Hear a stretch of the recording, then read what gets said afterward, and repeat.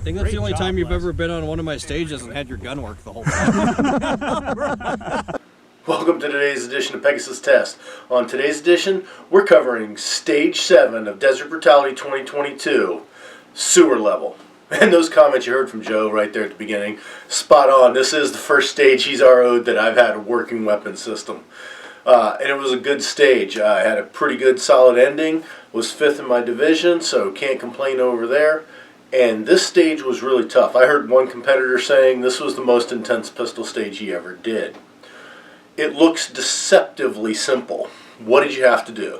You had to deal with a Death Star. Well, your first question is, what is a Death Star besides an orbital station that blows up planets? No, in a shooting competition, it's a Texas Star that also happens to swing side to side. So, nice, challenging little obstacle to start off the match. You got to clear the Death Star, hit the stop plate, dash over to the next bay, and you had a series of squares, one in front of the other, 5 total, and a simple target plate on either side of the bay. I think it was an 8-inch plate. I might be wrong on that.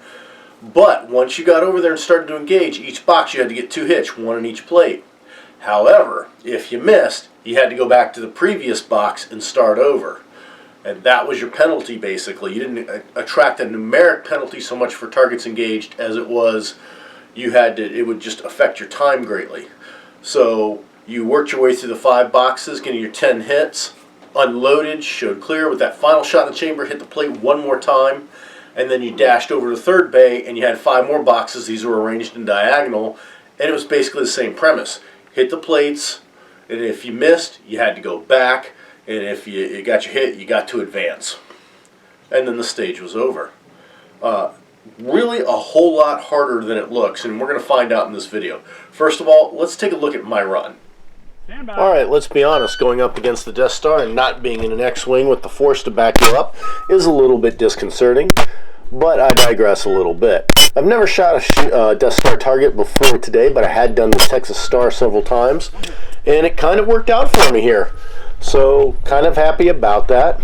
Then moved over to the next bay, and this is the harder part of the challenge here coming up, because as you start out in the shooting box, you have the 2 targets downrange on either end of the bay, and it's simple. Get a hit on each, advance to the next box.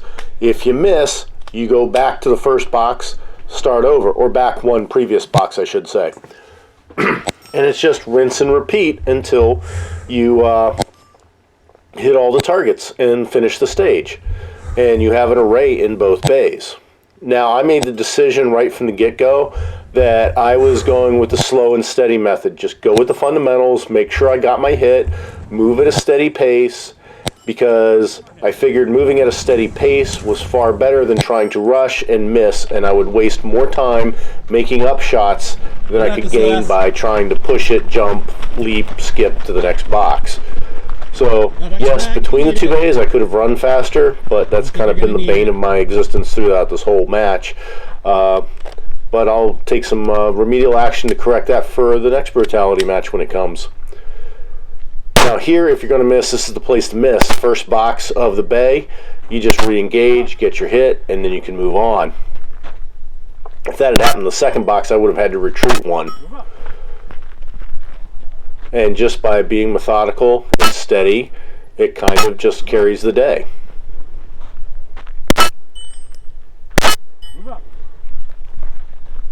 And honestly, being slow and steady like this kind of gave me a little bit of moment of zen. The stress that some competitors saying they were feeling just wasn't there for me. 11602. Nice run. I think that's the only time you've ever been on one of my stages and had your gun work the whole time. Okay, so pretty solid run. Like I said, 5th in my division, Armored plus P, and I think it was 31st overall.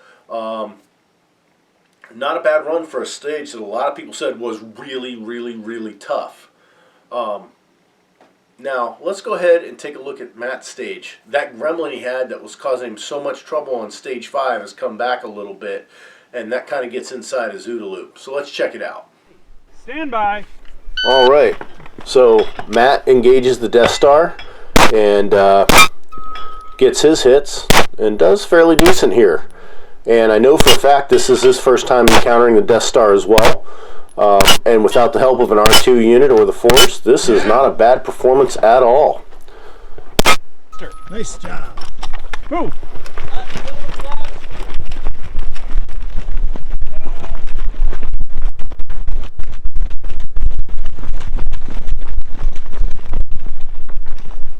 And now that we are in the box, the problems begin.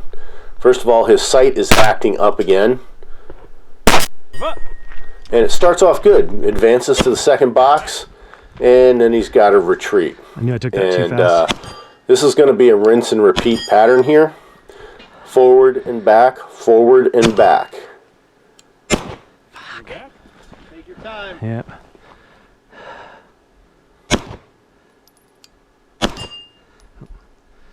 And here the GoPro just gives a special perspective on it from the shooter's view. Take the slack out. It's one thing to look over the shoulder here and say, oh, well, what happened or didn't happen. But when you're seeing it from the shooter's perspective, you can see some things going on. And one of them clearly is that sight is just being cranky as heck. And he gets the hits to move on, just doesn't always get the second one, has to move back. And if you notice, though, when he's missing, it's just by a hair. It's not any great miss. You know, with the hitch right beside it. Is always worth it. Move back. You know, like that one right there, right in the 11 o'clock. I mean, if the plate was just a little bit bigger, these were silhouettes, he'd have it. I can only imagine how that sight constantly turning off and on and worry about it turning off and on was just inside the head messing with the OODA loop.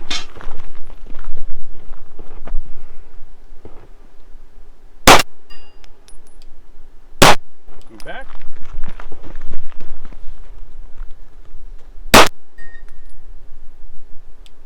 Move up. Move back. But the admirable thing is here, never gave up. Kept going at it, you know, no matter how much ammo he was going through, no matter what the results were, just kept applying and kept trying until it happened. Move up.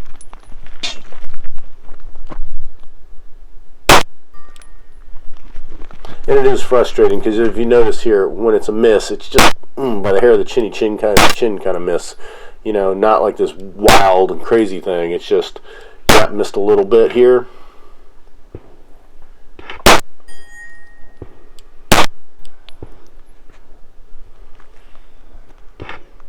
And sometimes that's all you need to do. If you're not getting your hits, just recock. Just take a minute, pause, take a breath, reset, and then things fall into place a lot of times.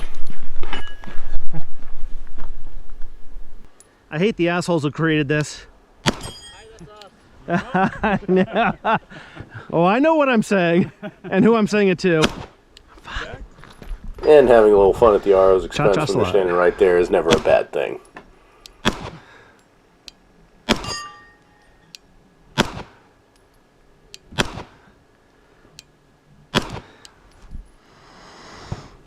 There you go, reset.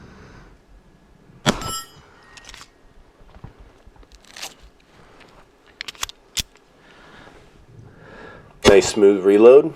Was that? And an advance right up until the buzzer goes off. Clear. Hammer down and holster. Good times. It's brutal, man. And there you have it. So Matt had a lot of trouble on this stage, as you saw. He's always had a little trouble with pistol shooting, been improving greatly through the time, but this just shows how to show how your equipment can mess with you. That constantly worrying about that sight, is it going to work, is it not going to work, that just kind of messed with his OODA loop there and really worked against him. Now the cool thing about this stage was there were no penalties for the stage. All you did was advance. If you got your hits, if you didn't, you had to backtrack. And that's just a simple thing. Now, it also worked to your advantage, like in my case, when I got to third bait, I did miss my first shot. Well, if there's no box to advance to, you just did the cycle over again. However, once you got out of your first box, you had a box to go back to, so if you didn't continue to make your hits, you had a place to fall back to and then re-advance. And you can just see how that could be a time eater. That being said, this stage was a great test of pistol skills. I chose to go slow and steady, just worry about making my hits, not worry about the time. It seems to have rewarded me. also my training program, kind of definitely rewarded me on the stage, because if I can only ever get to the flat indoor range and I got to stand in the booth, I tend to default to shooting dot torture, which is a drill just kind of really works out good for this particular type of stage. This match has been incredible. 7 stages of pure fun. A lot of people took the advantage of the way the match was laid out, that they would shoot trooper division in whatever version, be it PCC, armored, partisan, and then during the main match shoot another division. They got to do it twice, and if you're up for it, that's not a bad way to do it. This match, I chose to help out the ROs on the RO match and on the trooper match, and then just shoot the main match. I've got no regrets for that, other than I'm not in good enough shape because of 2 days of doing the match before doing the match. Kind of left me a little sore. But it was a blast. It was fun. I encourage everybody, like I always do, that if you get the chance to do a Brutality match, go ahead and do it. And stand by, because in 2023, there's a lot of Brutality matches planned. So the chance to get to one is pretty good.